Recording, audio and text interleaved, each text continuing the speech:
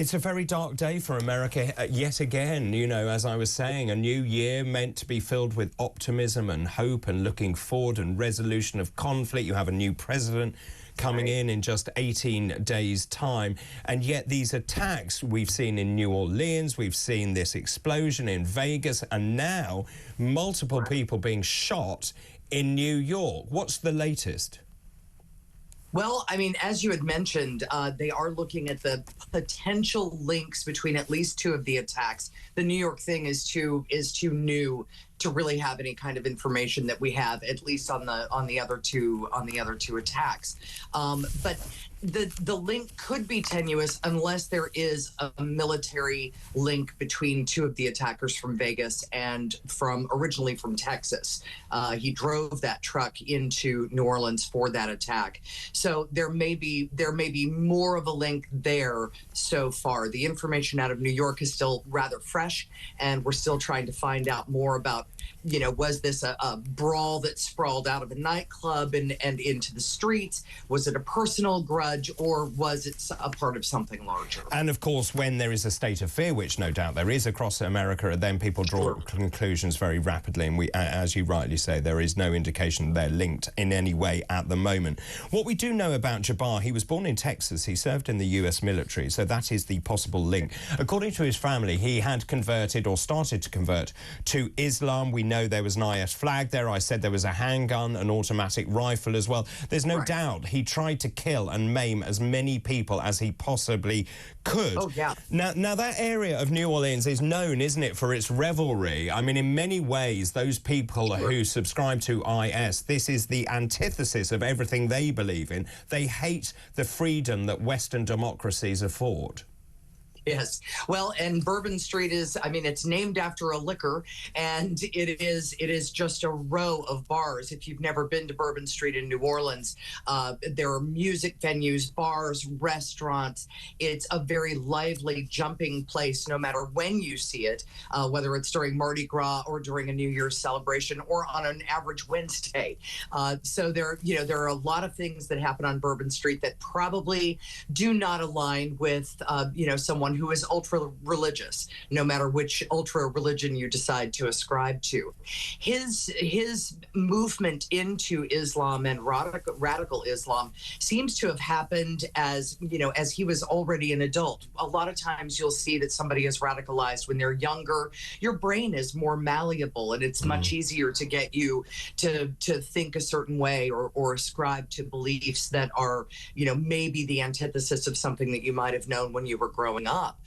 He also appears to have gone through a divorce, and that can be an incredibly emotional, terrible time for somebody, and could have made him ripe for some sort of conversion, not just into religion, but into a more radicalized version of the religion. Well, we now actually have video of Jabbar. My understanding is this video was shot by himself. Extraordinarily, he was an estate agent, which you wouldn't necessarily put together with the act that he then carried out. Let's just pause and have a look at the footage that we've now received.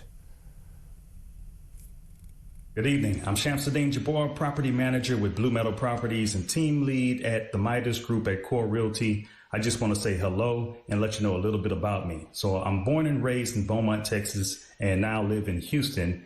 And I've been here all my life, with the exception of traveling for the military, where I spent 10 years as a human resources specialist and IT specialist, where I learned the meaning of great service and what it means to be responsive and take everything seriously, dotting I's and crossing T's to make sure that things go off without a hitch.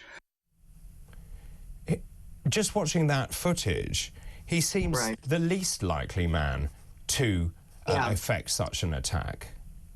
Yeah, one wonders if something very specific happened that shifted him into a mindset where he decided, it's a great idea for me to drive a truck through a very crowded venue and kill as many people as possible. Something obviously happened. I mean, the guy is American.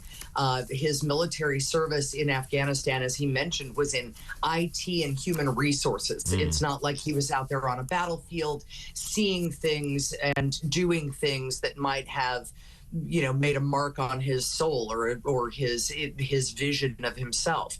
So something happened, and I suspect it was more stateside that sent him into radical Islam and into this spiral that culminates in the deaths now, as you mentioned, of 15 people. I mean, just in terms of that, the FBI trying to put all of these pieces together and trying to link them together, but what they are saying is it transpires, it looks like he's not acting alone, and so they're saying there are other actors out there. Actually, President Biden has spoken about the attack in New Orleans overnight. Let's just pause and see and hear what President Biden said when he addressed the nation. The FBI is leading the investigation to determine what happened, why it happened, and whether there was any continuing threat to public safety. Here's what we know so far. The FBI has reported to me the killer was an American citizen, born in Texas. He served in the United States Army on active duty for many years. He also served in the Army Reserve until a few years ago. The FBI also reported to me that mere hours before the attack, he posted videos on social media indicating that he was inspired by ISIS, expressing a desire to kill, The ISIS flag was found in his vehicle, which he rented to conduct this attack. Possible explosives were found in the vehicle as well, and more explosives were found nearby. President Biden there addressing the United States nation, and of course Donald Trump has seized on this. They say don't let a crisis ever go to waste in terms of political opportunity, and he said, well, this is Biden's parting gift to migrant terrorist. Well, he's not a migrant, so Indeed. we need to be really clear about that. He's an American, born and raised in Texas. So it's do the optics look great for Biden? No, but as an outgoing president, would the optics look good for any president? Of course not. You've had a terrorist attack on American soil, whether it was large scale like 9/11 or of a smaller and yet still deadly scale like we saw in New Orleans. Something happened in this man's life that set him off. And if he was in touch with other people who were like-minded, or if he was drawn into their world, the FBI is going to find that link and hopefully find those people, because nobody in the United States wants to see a continuing threat, especially a homegrown threat. Ladona, thanks ever so much. We'll come back to you if you get other breaking news this morning. That's Ladona Harvey, their iHeartMedia presenter, with the latest news from the United States. Keep your messages coming in. How do you feel this morning with the idea that America is under attack? 3 incidents, one in New Orleans, one in Vegas, and also a shooting in New York as well. Mass casualties this morning. Your thoughts this morning, 0344 499 1000. It's a new year which is meant to be filled with hope and optimism, and yet we are seeing 3 incidents, very serious incidents, where people have been killed and maimed and injured